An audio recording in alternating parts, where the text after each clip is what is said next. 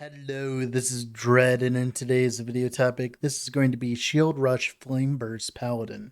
So this is going to be another episode in the series where I take characters from level 1 all the way to around 300-ish corruption in Solo Character Found to test some cycle starters for the next cycle, which will be coming July 9th. The idea, of course, is to test a build's capabilities when it is pushed to the absolute extreme with no gear for the most part because haha COF, right? And a focus on trying to make builds that feel as good as possible. So we're going to be playing Shield Rush Paladin this time around. So if you haven't already, I would heavily suggest leaving a like on the video and subscribing to the channel, as that is the best way of supporting me currently, and it's the best way to make sure you guys tell me that you guys want more videos like this and want me to continue making last Epoch content like this. Now, let's talk about the build in detail, shall we? So the idea is we are utilizing Shield Rush. The way Shield Rush works is we channel it and we attack, and it will create this AoE. Now, normally this is used as a movement skill, but we can disable this function by making it so that Shield Rush has no cooldown. This does incur a hefty 15% of your life cost per time you cast it, but thankfully we have a lot of ways of dealing with that currently, which we'll talk about in a moment. Now, there's also a node inside Shield Rush that allows us to echo with Shield Rush. This means every single time I click the button, I hit twice. This is very interesting because it allows us to play around with Flame Burst. Now, Flame Burst is historically a skill utilized with Warpath. Now, Warpath has double the attack rate than other skills. It's like attack speed multipliers like 2.0 or whatever. So if you have like 400% attack speed, you'll be attacking like 8 attacks per second. But the problem is it has a 60% less ailment multiplier, meaning that, it applies ailments at 6% less, I think 40% less of rate. And that does actually apply to the stacks that you apply with a Holy Flame Burst to trigger Holy Flame Burst. So, of course, your clear is nowhere near as good on the Warpath version, but for Shield Rush, the clear is a lot better, but the single target is a little bit worse, I would say. Now, what's really nice though is we have an ace up our sleeve now with the recent patch. That is the access to Healing Hands. If you don't know, every single time I click on Shield Rush, I will hit with the melee attack, and that will trigger Cleric's Blade inside Healing Hands. Now we can convert this Healing Hands into a melee attack. This means that every single time I click my button, I get 3 separate attacks. So I get 1 Shield Rush proc, 1 Healing Hands proc, and the last Shield Rush proc.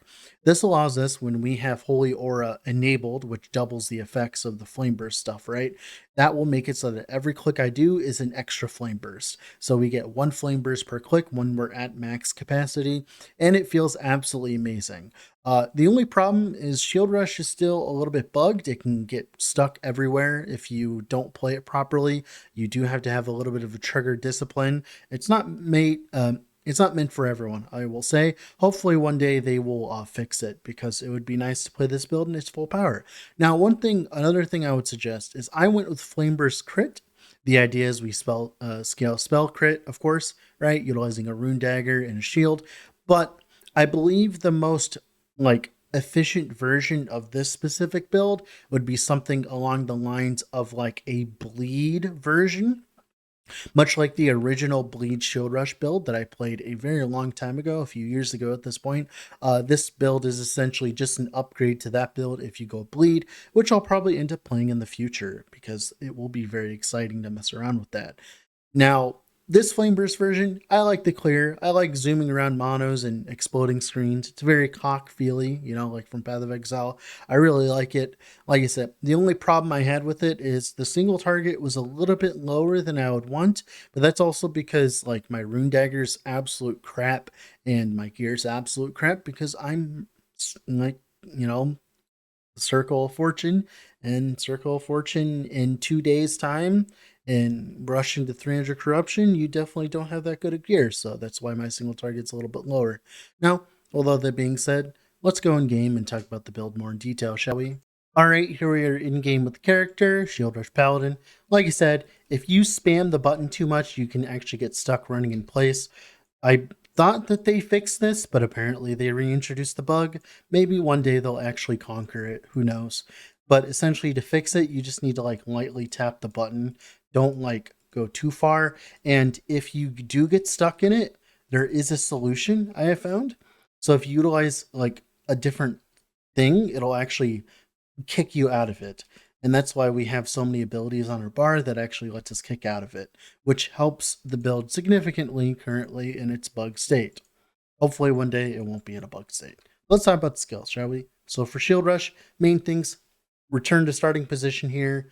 Mana restored when Shield Rush ends. It makes it so we don't spend mana on it. And then of course the Rush is sacrificed for no cooldown, so we can spam our Shield Rush. Then we grab the final hit twice and as much AoE as possible, and that will give us a lot of AoE hits. The rest of our points don't really matter, but I did go into the less damage taken while moving and stun chance, like whatever, who cares, right? It's like I didn't have anything else to grab, and everything else would have increased my mana. Then we have Holy Aura here. Holy Aura, like I said, Flame Burst. As you can see, it got reworked a while back where it actually states how it works now. And you get extra things here, the area, the more damage. Then grabbing the Fire Pen here and grabbing the crit. That's great. Usual Flame Burst stuff. And then Healing Hands, a little bit more specific. So there is currently a bug. I know, we're talking about a lot of bugs this patch, huh? It's great. Isn't that wonderful, guys? The Lingering Warmth, health degen or like regen or whatever, the healing effectiveness. It does not currently scale with healing effectiveness at all. So for instance, if I added like additional healing per second and all that, it would not affect the healing over time, which makes this build a little bit worse than it should be. It should be technically much better than this once, the bugs are all ironed out one day, hopefully. We do need to turn it into a melee attack with Seraph Blade. That makes it so that we can trigger extra flame bursts, of course. We also grab, Cleric's Hammer. I'm also grabbing Raya's Chariot and Sun Shroud so that, we can use that as a movement skill because it is absolutely insane as a movement skill. And if you're using Healing Hands, you should probably be using it as a movement skill as well. It's just that strong. Then we're grabbing the AoE, the minus mana cost, and the upfront healing. Technically, you should be going into the healing per second, but EHG hates me and bugs everything that I want to play. Reversal, stereotypical volatile reversal setup, nothing too crazy. Javelin, stereotypical healing setup with the dash to flag combo for extra mobility as a sentinel, because sentinels have really bad mobility outside of these two specific skills. So having all that extra mobility is nice. That's pretty much it for the skills. Let's talk about the passive, shall we? One thing we like, Retribution is really cool. This adds a bunch of extra melee attacks. So for instance, when we get hit in melee range, it actually procs a bunch of melee attacks, which of course can proc Flame Burst for us. So it actually lets us proc even more Flame Burst while clearing. The cooldown recovery for movement skills is nice. The less damage shaken, so great. Getting a little bit of block because, we are a shield build. 5 points to grab Volatile Reversal. Then for Paladin here, just grabbing the block, the flat damage while wielding a shield, flat damage while wielding a shield, as much HP as possible, the movement speed here, and then 1 point into Divine Bolt. If you grab 1 point in Divine Bolt, and then you grab the 1 point in Divine Bolt here, you can actually make it scale. I just needed this extra point for the healing, but eventually you could put an extra point in there and get some extra damage on single target. And that's pretty much it for the passives. It's pretty stereotypical of a Paladin build at this point in the game. Now let's talk about blessings. Crit multi, lightning res, crit avoid, armor, pretty self-explanatory. Then for our gearing, you do want to go to Lightless Arbor and grab a Peak of the Mountain. Since all of our sustain is coming from Healing Hands, this gives us a very large amount of crit and allows us to actually play the build properly. We are utilizing a Rune Dagger in our main hand. It is a very poor Rune Dagger. You could do much better if you spent a little bit extra time than me. I actually have like 60k worth of favor that I didn't end up using because I just wanted to finish the character and move on to the next one because I'm testing a very large amount of builds in a very short amount of time.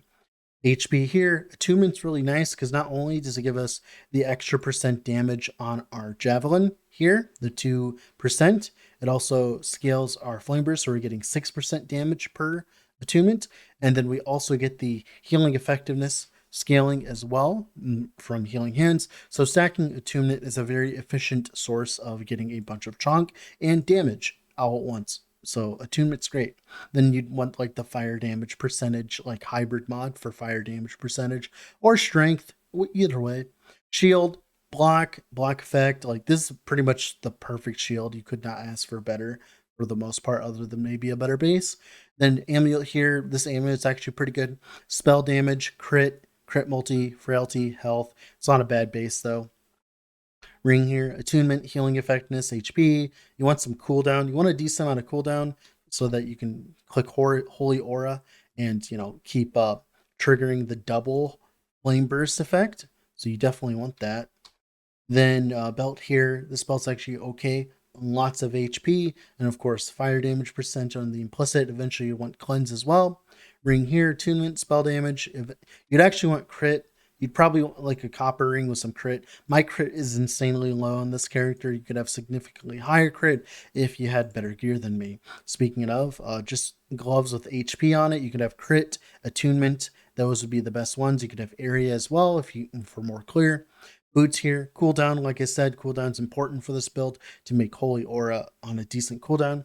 Then movement speed, HP, and like whatever. Then for the relic here, crit multi, resist. Eventually, you'd want a resistance there instead of resistance while channeling. And then HP, idols. I did not go bother farming a Throne of Ambition, but Throne of Ambition would be insanely strong. It'd be 40% more armor and 40% more damage for the build, which actually would scale our single target significantly.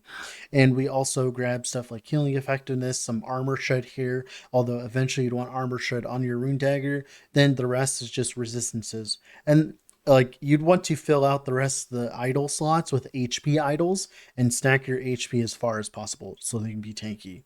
Although that being said, I believe this has been Dread. Off to go do something else.